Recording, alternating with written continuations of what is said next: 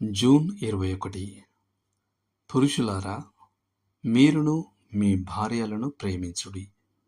అటువలే క్రీస్తు కూడా సంఘమును ప్రేమించి తన్ను తాను అప్పగించుకొనెను. ఎఫెసీయులకు రాసిన పత్రిక 5వ అధ్యాయం 25వ వచనం. ఒక క్రైస్తవ భార్య తన భర్తలో ఏమి కోరుకుంటుంది? ఆమె మొదటి శ్రద్ధ అతని భౌతిక రూపం మీద కాక అతని ఆత్మీయ జీవితం మీద ఉండాలి. అతను దేవుని మనిషిగా, దేవుని రాజ్యమును, ఆయన నీతిని మొదట వెదకువానిగా ఉండాలి.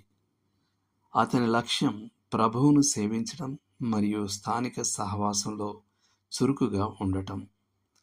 ఇంట్లో అతను కుటుంబ బలిపీఠాన్ని నిలబెట్టాలి మరియు విశ్వాసకి ఒక మాదిరిగా ఉండాలి. ఈ వ్యక్తి ఇంటికి శిరస్సుగా తన సరైన స్థానాన్ని తీసుకుంటాడు. కానీ అతను నిరంకుశుడు కాదు. అతను తన భార్యను ప్రేమిస్తాడు. తద్వారా ఆమె లోబడుటను డిమాండ్ చేయకుండానే గెలుచుకుంటాడు. అతను ఆమె పట్ల గౌరవంగా ఉంటాడు. ఆమెను ఎల్లప్పుడూ ఒక స్త్రీగా చూస్తాడు. అతను నమ్మకమైనవాడు, అర్థం చేసుకునేవాడు, దీర్ఘశాంతం గలవాడు, దయగలవాడు, ఆలోచనాపరుడు, ఇతరులను పరిగణనలోకి తీసుకునేవాడు మరియు ఆనందంగా ఉంటాడు. ఆదర్శవంతమైన భర్త మంచి పోషకుడు, వ్యాపారంలో శ్రద్ధ గలవాడు. కానీ డబ్బు అతని మొదటి ప్రాధాన్యత కాదు.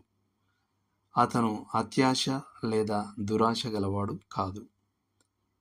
అతను తన పిల్లలను ప్రేమించేవాడు, వారికి శిక్షణ ఇచ్చేవాడు, వారితో సమయం గడిపేవాడు, వారి కోసం సామాజిక కార్యక్రమాలను ప్లాన్ చేసేవాడు, వారికి మంచి మాదిరిగా ఉండేవాడు మరియు ప్రతి ఒక్కరిపై వ్యక్తిగత శ్రద్ధ చూపేవాడు. అతను ఆతిథ్య ప్రియుడు. అతని ఇల్లు ప్రభు సేవకులకు, క్రైస్తవులందరికీ మరియు రక్షించబడని వారికి కూడా తెరిచి ఉంటుంది. అతను తన భార్య మరియు కుటుంబంతో సంభాషణ మార్గాలను తెరిచి ఉంచుతాడు. అతను వారి పరిమితుల్ని అర్థం చేసుకొని అంగీకరిస్తాడు మరియు వారి పొరపాట్లను చూసి మంచి స్వభావంతో నవ్వగలడు. అతను వారితో సామాజికంగా, మేధోపరంగా పాలు పంచుకుంటాడు. అతను తప్పుగా ఏదైనా చేసినప్పుడు లేదా చెప్పినప్పుడు తన తప్పును ఒప్పుకొని క్షమాపణ చెప్పడానికి తొందరపడతాడు. అతను ఎల్లప్పుడూ కుటుంబం నుండి సూచనలను స్వీకరించడానికి సిద్ధంగా ఉంటాడు. అతని భార్య కృంగిపోయినప్పుడు అతను ధైర్యంగా నిలబడగలగడం ఎంతో ఆశించతగింది.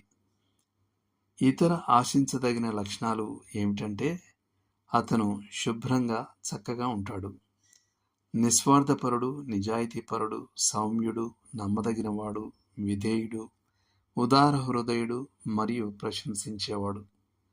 అతనికి మంచి హాస్యచతురత ఉండాలి మరియు చిరాకు పడేవారు లేదా ఫిర్యాదు చేసేవాడు కాకూడదు. ఏ కొద్దిమంది పురుషుల్లోనైనా ఈ సద్గుణాలన్నీ ఉంటాయి. అవన్నీ ఆశించడం వాస్తవికత కాదు.